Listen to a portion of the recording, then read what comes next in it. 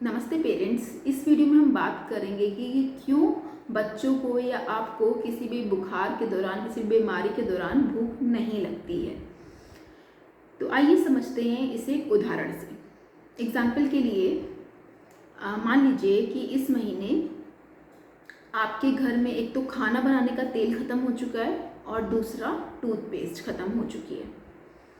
तो अब और आपके पास 200 रुपये हैं, तो डेफिनेटली आप इस बार छोटी छोटी 2 पैकिंग ले आएंगे तेल की, कोई भी खाना बनाने वाले तेल की, और टूथपेस्ट यानी कि दांत को मंजन करने के लिए टूथपेस्ट की ले आएंगे। अब सेम कंडीशन अगले महीने पे भी है कि आपके घर में एक तो तेल ख़त्म हो गया है और टूथपेस्ट ख़त्म हो गई है, लेकिन इस बार आपके पास सिर्फ 100 रुपये है।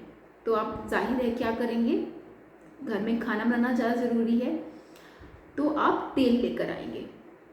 अब उसी तरीके से हमारी बॉडी में दिन प्रतिदिन एनर्जी की ज़रूरत होती है। एनर्जी, हम खाना खाते हैं, हमें ताकत मिलती है, और वही ताकत हमारे शरीर के अनेक क्रियाओं के लिए यूज़ होती है, जैसे दिमाग को चलाना, दिल को चलाना, आंतों को चलाना, गुर्दों को चलाना इत्यादि। अब जब भी कोई बीमारी आई है तो यानी कि एडिशनली हमें अलग से एनर्जी इस्तेमाल करनी पड़ रही है हमारे शरीर को बीमारी से लड़ने के लिए, और उसके लिए काफ़ी एनर्जी की ज़रूरत, काफ़ी ताकत की ज़रूरत होती है।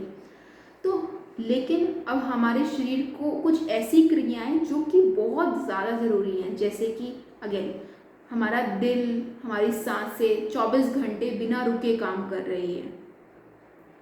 हमारा दिमाग कुछ डे के टाइम पे ज़्यादा काम करता है, कुछ कम कभी किसी टाइम पे कम काम करता है, बट और कहीं ना कहीं सारे फंक्शंस 24/7 बिना रुके, बिना थमे चलते जा रहे हैं।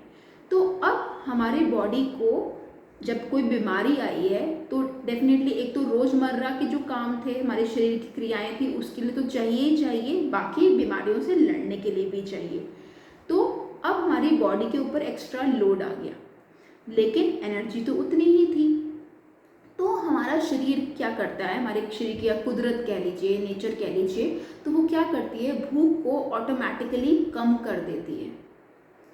उस कम करने से क्या होता है, हमारी आंतों को काम नहीं करना पड़ता खाने को पचाने के लिए, क्योंकि अगेन खाना तो हमने खा लिया, पचाने में भी तो एनर्जी लगेगी और बहुत ज़्यादा एनर्जी लगती है। तो वहाँ पे वो एनर्जी, वो ताकत को बचाती है कि बाकी जो इम्पॉर्टेंट ज़रूरी काम है वो शरीर बिना रुके, बिना थमे वो कर पाए। तो इस चीज़ को समझना बहुत ज़रूरी है, डरना नहीं है, लॉजिक को समझना है। अगर बच्चा पानी खूब पी रहा है, हाइड्रेशन उसका अच्छा है, पेशाब ठीक आ रहा है, ठीक है, उसकी सांसें, पसलियाँ नहीं चल रही हैं, बुखार उतर जाने पे बच्चा बढ़िया से खेल रहा है, तो कोई चिंता करने की बात नहीं है। 3-4 दिन के बाद अपने आप ही भूख वापस आ जाएगी। हाँ, अब ये समझना है कि भूख नेचुरली आएगी, आपको फोर्स फीडिंग नहीं करना है, बच्चों को ज़बरदस्ती खिला रहे हैं, परेशान खुद भी हो रहे हैं, बच्चे को भी परेशान कर रहे हैं, ये बिल्कुल नहीं करना। किसी भी पॉइंट ऑफ टाइम पे आपको लग रहा है कि हाँ, बच्चे का यूरिन आउटपुट यानी पेशाब काफ़ी कम हो गया है, मुंह से पानी लेना काफ़ी कम हो गया है, बाकी जो खतरे के लक्षण गिनवाए, अगर ऐसा है तो डेफिनेटली इसमें डॉक्टर, अपने जो भी नियर बाय डॉक्टर हैं उनको विजिट करें। धन्यवाद।